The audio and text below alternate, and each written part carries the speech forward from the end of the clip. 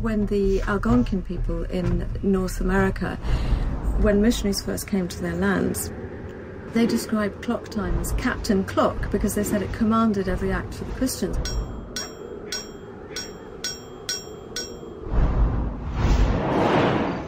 For the Kabyle people of Algeria, the clock is called the Devil's Mill.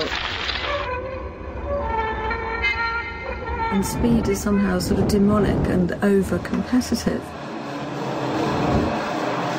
All across the world there are a vast different array of ways of looking at time.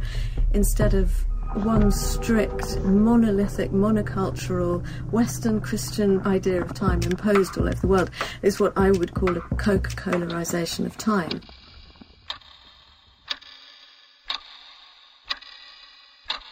There's also kind of an enormous cultural disrespect when people, for instance, say that people are living on Maori time, on Mexican time, on Indian time, on African time, and that somehow that there's a quite a racist attitude in that sort of says these people are not quick, they're not sharp, they're not up to speed, and that actually what that attitude doesn't appreciate is that there are some very deep beauties inherent in cultures which will go more slowly, which will have much more regard to the psychological importance of a moment.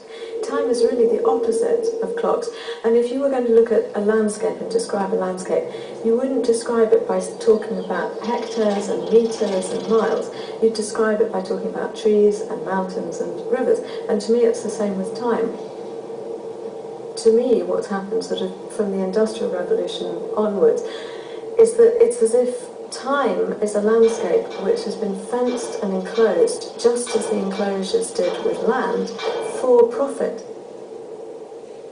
It seems to me that if you have a society which has so fenced and so enclosed time, that people will rebel against it, that, you know, clocks were put above the factory gates in the 1830s, and in Britain they were smashed by the workers because people were so angry.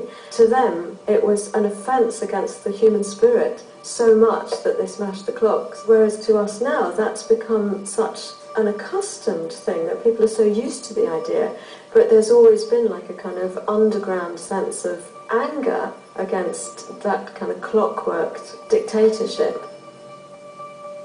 Mais cette colère underground est-elle toujours d'actualité? Y a-t-il toujours des individus luttant activement contre notre approche du temps?